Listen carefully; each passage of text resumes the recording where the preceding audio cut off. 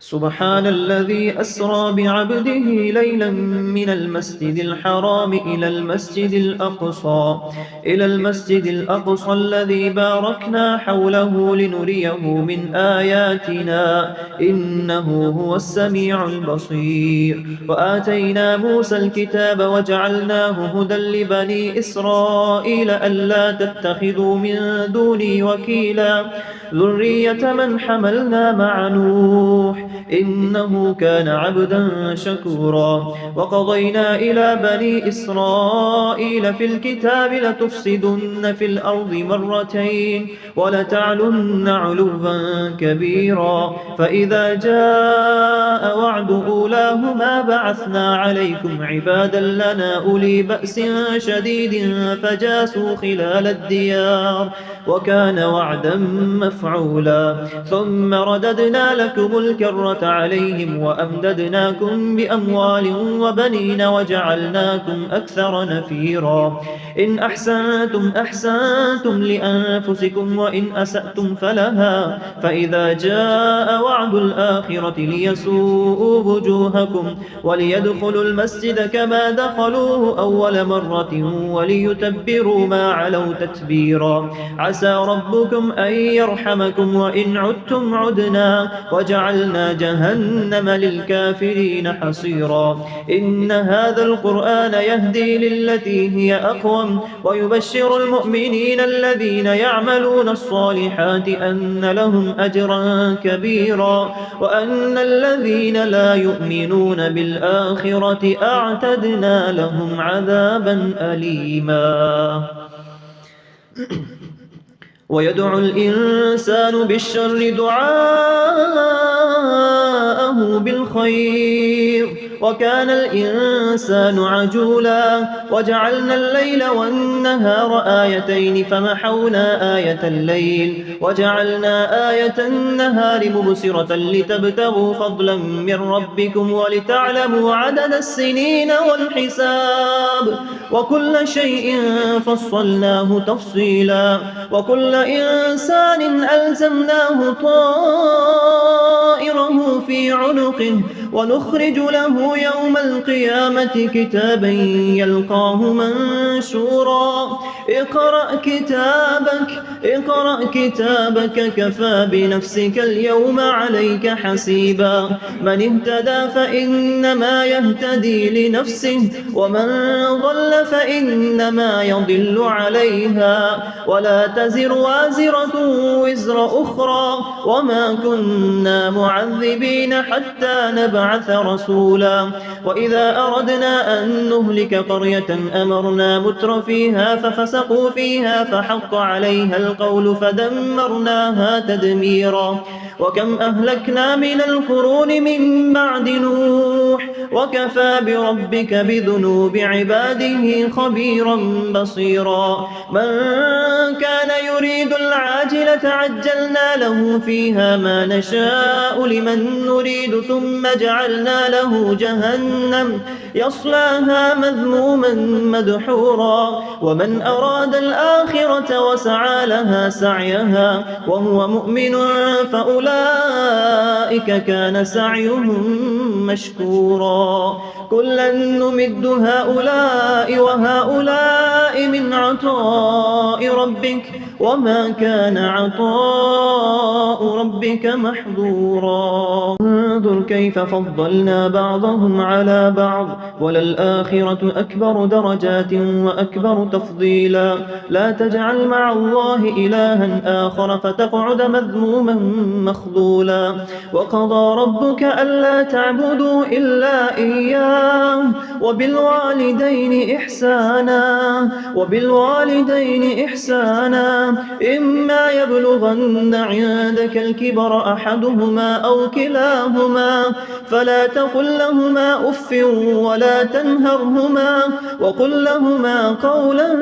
كريما واخفض لهما جناح الذل من الرحمة وقل رب ارحمهما كما ربياني صغيرا. ربكم أعلم بما في نفوسكم إن تكونوا صالحين فإنه كان للأوابين غفورا. وآت ذا القربى حقه والمسكين وابن وابن السبيل ولا تبذر تبذيرا إن المبذرين كانوا إخوان الشياطين وكان الشيطان لربه كفورا وإما تعرضن عنهم ابتغاء رحمة من ربك ترجوها فقل لهم قولا ميسورا ولا تجعل يدك مغلولة إلى عنقك ولا تبسطها كل البسط فتقعد ملوما محسورا إن ربك يبسط الرزق لمن يشاء ويقدر إنه كان بعباده خبيرا بصيرا ولا تقتلوا أولادكم خشية إملاق نحن نرزقهم وإياكم إن قتلهم كان خطأ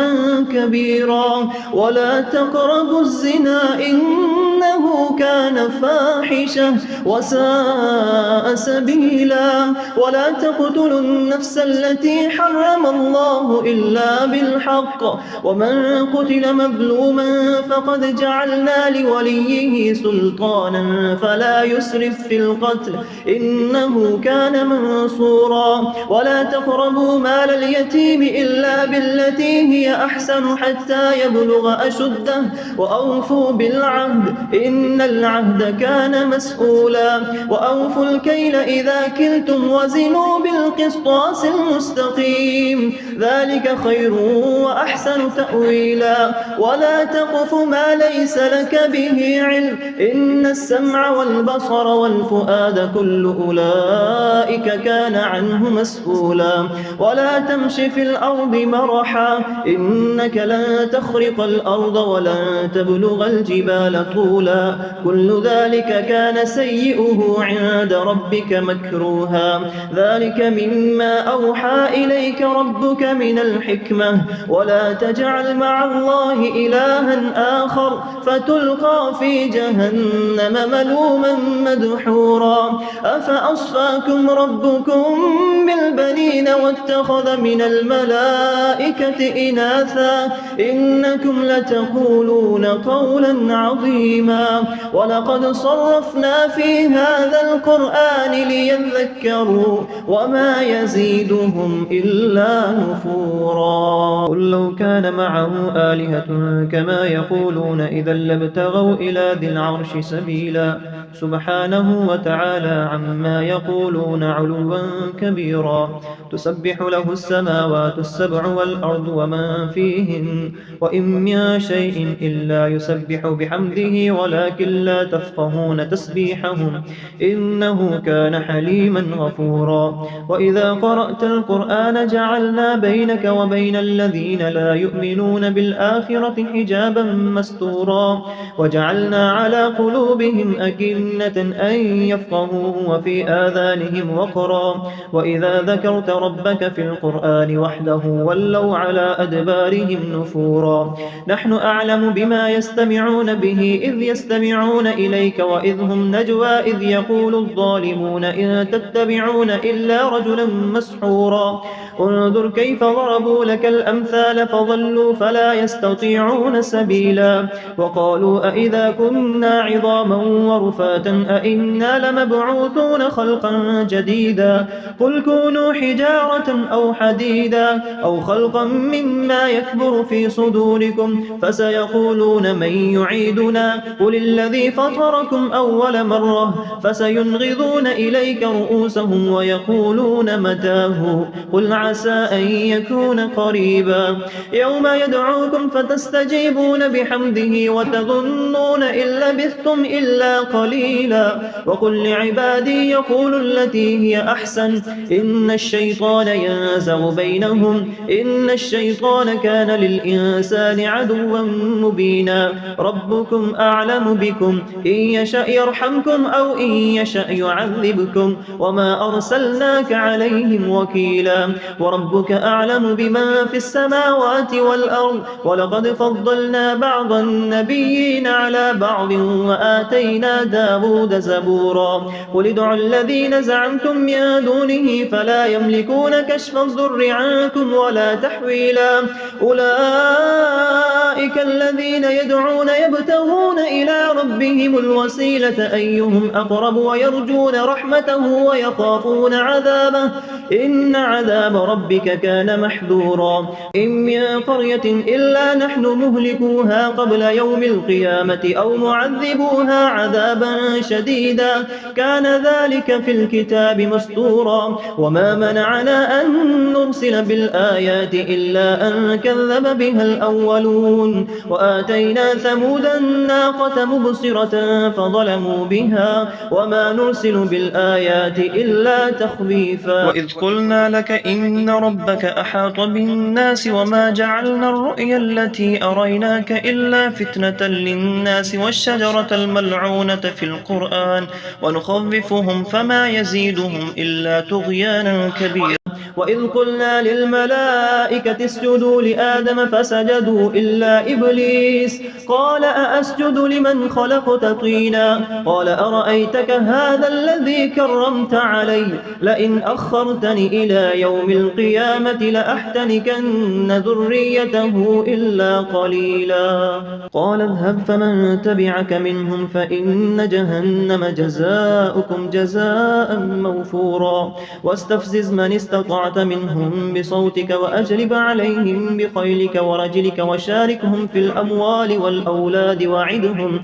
وما يعدهم الشيطان إلا غرورا إن عبادي ليس لك عليهم سلطان وكفى بربك وكيلا ربكم الذي يزجي لكم الفلك في البحر لتبتغوا من فضله إنه كان بكم رحيما وإذا مسكم الضر في البحر ضل من تدعون إلا إياه فلما نجاكم إلى البر أعرضتم وكان الإنسان كفورا أفأمنتم أن يخسف بكم جانب البر أو يرسل عليكم حاصبا ثم لا تجدوا لكم وكيلا أم أمنتم أن يعيدكم فيه تارة أخرى فيرسل عليكم قاصفا من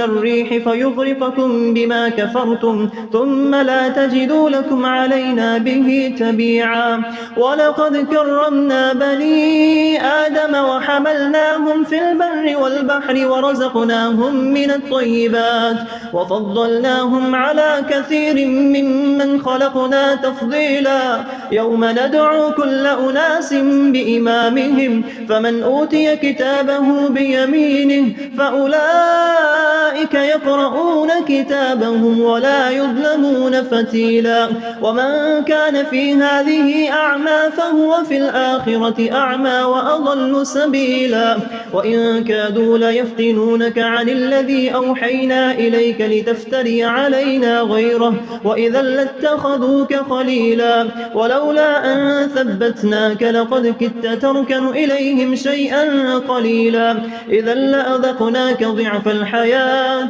وضعف الممات ثم لا تجد لك علينا نصيرا وإن كادوا ليستفزونك من الأرض ليخرجوك منها وإذا يلبثون خلافك إلا قليلا سنة من قد أرسلنا من قبلك من رسلنا ولا تجد لسنتنا تحويلا أقم الصلاة لدلوك الشمس إلى غسق الليل وقرآن الفجر إن قرآن الفجر كان مشهودا ومن الليل فتهجد به نافلة لك عسى أن يبعثك ربك مقاما محمودا وقل رب أدخلني مدخل صدق وأخرجني مخرج صدق واجعل لي من لدنك سلطانا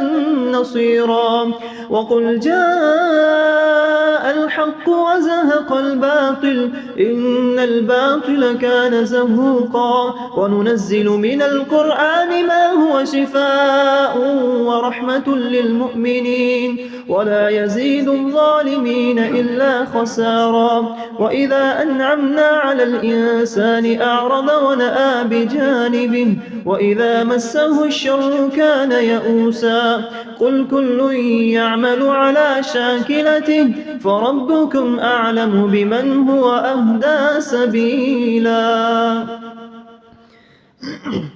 ويسألونك عن الروح قل الروح من أمر ربي وما أوتيتم من العلم إلا قليلا ولئن شئنا لنذهبن بالذي أوحينا إليك ثم لا تجد لك علينا به وكيلا إلا رحمة من ربك إن فضله كان عليك كبيرا قل لئن اجتمعت الإنس والجن على أن يأتوا بمثل هذا القرآن لا يأتون بمثله ولو كان بعضهم لبعض ظهيرا ولقد صرفنا للناس في هذا القرآن من كل مثل فأبى أكثر الناس إلا كفورا وقالوا لن نؤمن لك حتى تفجر لنا من الأرض ينبوعا أو تكون لك جنة من نخيل وعنب فتفجر الأنهار خلالها تفجيرا أو تسقط السماء كما زعمت علينا كسفا أو تأتي بالله والملائكة قبيلا أو يكون لك بيت من زخرف أو ترقى في السماء ولن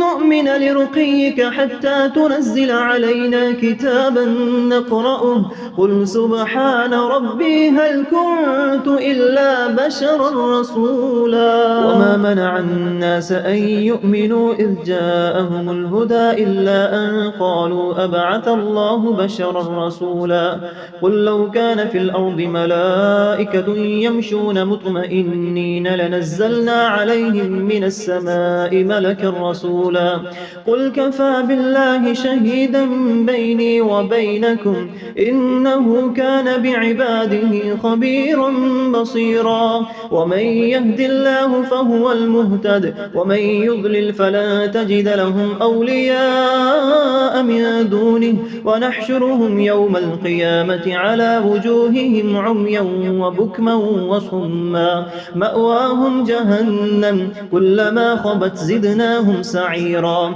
ذلك جزاؤهم بأنهم كفروا بآياتنا وقالوا أئذا كنا عظاما ورفاتا أئنا لمبعوثون خلقا جديدا أولم يروا أن الله الذي خلق السماوات والأرض قادر على أن يخلق مثلهم وجعل لهم أجلا لا ريب فيه فأبى الظالمون إلا كفورا قل لو أنتم تملكون خزائن رحمة ربي إذا لأمسكتم خشية الإنفاق وكان الإنسان قتورا ولقد آتينا موسى 9 آيات بينات فاسأل بني إسرائيل إذ جاءهم فقال له فرعون إني لأظنك يا موسى مسحورا قال لقد علمت ما أنزل هؤلاء إلا رب السماوات والأرض بصائر وإني لأظنك يا فرعون مسبورا فأراد أن يستفزهم من الأرض فأغرقناه ومن معه جميعا وقلنا من بعده لبني إسرائيل اسكنوا الأرض فإذا جاء وعد الآخرة جئنا بكم لفيفا وبالحق أنزلناه وبالحق نزل وما أرسلناك إلا مبشرا ونذيرا وقرآنا فرقناه لتقرأه على الناس على مكث ونزلناه تنزيلا قل آمنوا به أو لا تؤمنوا إن الذين أوتوا العلم من قبله إذا يتلى عليهم يخرون للأذقان سجدا ويقولون سبحان ربنا إن كان وعد ربنا لمفعولا ويخرون للأذقان يبكون ويزيدهم خشوعا قل ادعوا الله وادعوا الرحمن أيما تدعوا فله الأسماء الحسنى ولا تجهر بصلاتك ولا تخافت بها وابتغ بين ذلك سبيلا وقل الحمد لله الذي لم يتخذ ولدا ولم يكن له شريك في الملك ولم يكن له ولي من الذل وكبره تكبيرا بسم الله الرحمن الرحيم. الحمد لله الذي أنزل على عبده الكتاب ولم يجعل له عوجا قيما لينذر بأسا شديدا من لدنه ويبشر المؤمنين الذين يعملون الصالحات أن لهم أجرا حسنا ماكثين فيه أبدا وينذر الذين قالوا اتخذ الله ولدا ما لهم به من علم ولا لآبائهم كبرت كلمة تخرج من أفواههم إن يقولون إلا كذبا فلعلك باخع نفسك على آثارهم إن لم يؤمنوا بهذا الحديث أسفا إنا جعلنا ما على الأرض زينة لها لنبلوهم أيهم أحسن عملا وإنا لجاعلون ما عليها صعيدا جرذا أم حسبت أن أصحاب الكهف والرقيم كانوا من آياتنا عجبا إذ أوى الفتية إلى الكهف فقالوا ربنا آتنا من لدنك رحمة وهيئ لنا من أمرنا رشدا فضربنا على آذانهم في الكهف سنين عددا ثم بعثناهم لنعلم أي الحزبين أحصى لما لبثوا أمدا نحن نقص عليك نبأهم بالحق إنهم فتية آمنوا بربهم وزدناهم هدى وربطنا على قلوبهم إذ قاموا فقالوا ربنا رب السماوات والأرض لن ندعو من دونه إلها لقد قلنا إذا شططا هؤلاء قوم اتخذوا من دونه آلهة لولا يأتون عليهم بسلطان بين فمن أظلم ممن افترى على الله كذبا وإذ اعتزلتموهم وما يعبدون إلا الله فأووا إلى الكهف ينشر لكم ربكم من رحمته ويهيئ لكم من أمركم مرفقا وترى الشمس إذا طلعت تزاور عن كهفهم ذات اليمين وإذا غربت تقرضهم ذات الشمال وهم في فجوة من ذلك من آيات الله من يهد الله فهو المهتد ومن يضلل فلن تجد له وليا مرشدا وتحسبهم أيقاظا وهم رقود ونقلبهم ذات اليمين وذات الشمال وكلبهم باسط ذراعيه بالوصيد لو اطلعت عليهم لوليت منهم فرارا ولملئت منهم رعبا وكذلك بعثناهم ليتساءلوا بينهم قال قائل منهم كم لبثتم قالوا لبثنا يوما أو بعض يوم قالوا ربكم أعلم بما لبثتم فبعثوا أحدكم بورقكم هذه إلى المدينة فلينظر أيها أزكى طعاما فليأتكم برزق منه وليتلطف ولا يشعرن بكم أحدا إنهم إن يظهروا عليكم يرجموكم أو يعيدوكم في ملتهم ولن تفلحوا إذا أبدا وكذلك أعثرنا عليهم ليعلموا أن وعد الله حق وأن الساعة لا ريب فيها إذ يتنازعون بينهم أمرهم فقالوا ابنوا عليهم بنيانا ربهم أعلم بهم قال الذين غلبوا على أمرهم لنتخذن عليهم مسجدا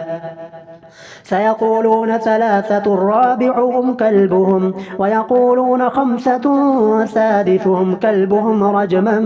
بالغيب ويقولون سبعة وثامنهم كلبهم قل ربي أعلم بعدتهم ما يعلمهم إلا قليل فلا تمار فيهم إلا مراء ظاهرا ولا تستفت فيهم منهم أحدا ولا تقولن لشيء إني فاعل ذلك غدا إلا أن يشاء الله واذكر ربك إذا نسيت وقل عسى أن يهديني ربي لأقرب من هذا رشدا ولبثوا في كهفهم 300 سنين وازدادوا 9 قل الله أعلم بما لبثوا له غيب السماوات والأرض أبصر به وأسمع ما لهم من دونه من ولي ولا يشرك في حكمه أحدا واتل ما أوحي إليك من كتاب ربك لا مبدل لكلماته ولا تجد من دونه ملتحدا واصبر نفسك مع الذين يدعون ربهم بالغداة والعشي يريدون وجهه ولا تعد عيناك عنهم تريد زينة الحياة الدنيا ولا تطع من أغفلنا قلبه عن ذكرنا واتبع هواه وكان أمره فرطا وقل الحق من ربكم فمن شاء فليؤمن ومن شاء فليكفر إنا أعتدنا للظالمين نارا أحاط بهم سرادقها وإن يستغيثوا يغاثوا بماء كالمهل يشوي الوجوه بئس الشراب وساءت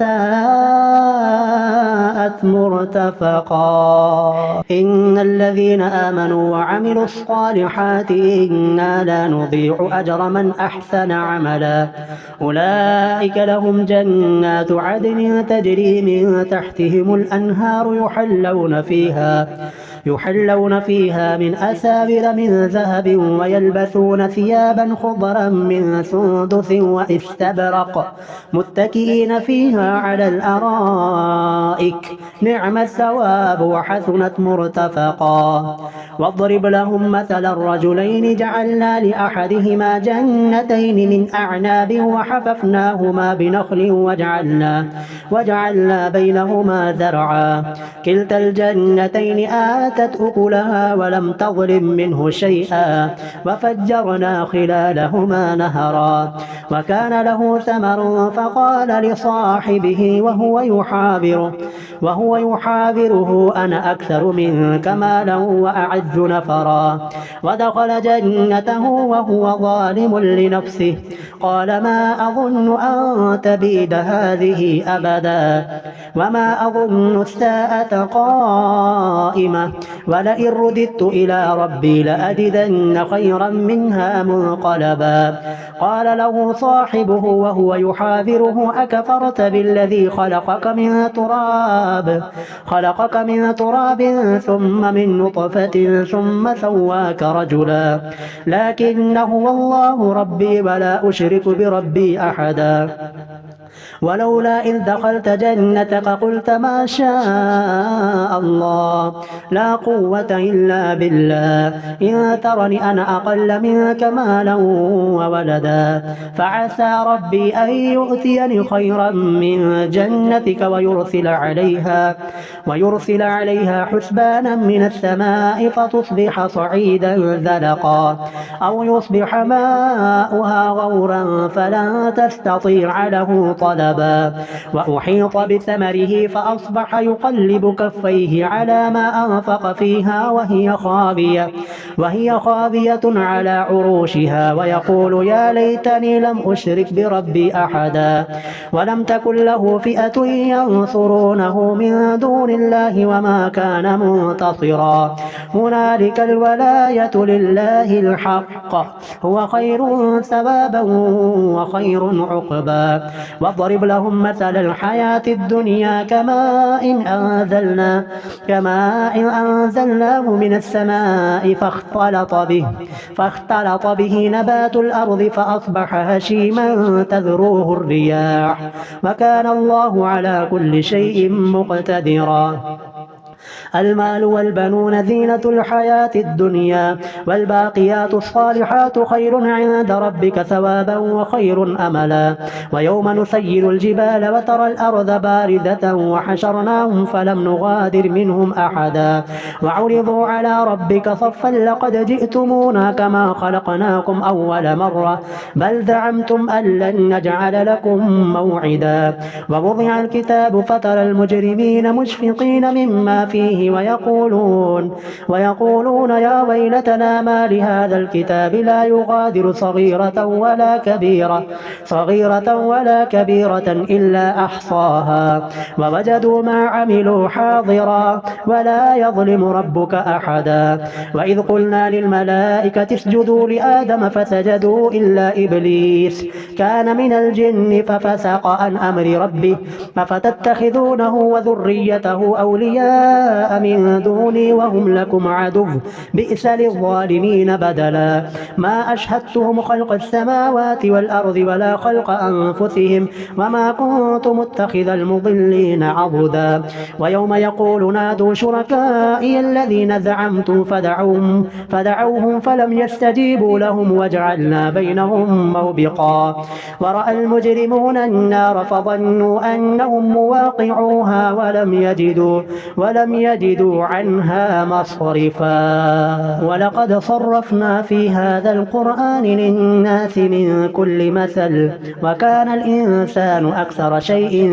جدلا. وما منع الناس أن يؤمنوا إذ جاءهم الهدى ويستغفروا ربهم إلا أن تأتيهم سنة الأولين أو يأتيهم العذاب قبلا. وما نرسل المرسلين إلا مبشرين ومنذرين ويجادل الذين كفروا بالباطل ليدحضوا به الحق واتخذوا آياتي وما أنذروا هدوا. ومن أظلم ممن ذكر بآيات ربه فأعرض عنها ونسي ما قدمت يداه. إنا جعلنا ما على الأرض زينة لها إنا جعلنا على قلوبهم أكنة أن يفقهوه وفي آذانهم وقرا وإن تدعوهم إلى الهدى فلن يهتدوا إذا أبدا. وربك الغفور ذو الرحمة لو يؤاخذهم بما كسبوا لعجل لهم العذاب بل لهم موعد لن يجدوا من دونه موئلا. وتلك القرى أهلكناهم لما ظلموا وجعلنا لمهلكهم موعدا. وإذ قال موسى لفتاه لا أبرح حتى أبلغ مجمع البحرين أو أمضي حقبا فلما بلغا مجمع بينهما نسيا حوتهما فاتخذ سبيله في البحر سربا فلما جاوزا قال لفتاه آتنا غداءنا لقد لقينا من سفرنا هذا نصبا قال أرأيت إذ أوينا إلى الصخرة فإني نسيت الحوت وما أنسانيه إلا الشيطان أن أذكره واتخذ سبيله في البحر عجبا قال ذلك ما كنا نبغ فارتدا على آثارهما قصصا فوجدا عبدا من عبادنا آتيناه رحمة من عندنا وعلمناه من لدنا علما قال له موسى هل أتبعك على أن تعلمني مما علمت رشدا قال إنك لن تستطيع معي صبرا وكيف تصبر على ما لم تحط به خبرا قال ستجدني إن شاء الله صابرا ولا أعصي لك أمرا قال فإن اتبعتني فلا تسألني عن شيء حتى أحدث لك منه ذكرا فانطلقا حتى إذا ركبا في السفينة خرقها قال أخرقتها لتغرق أهلها لقد جئت شيئا إمرا قال ألم أقل إنك لن تستطيع معي صبرا قال لا تؤاخذني بما نسيت ولا ترهقني من أمري عسرا فانطلقا حتى إذا لقيا غلاما فقتله قال أقتلت نفسا زكية بغير نفس لقد جئت شيئا نكرا.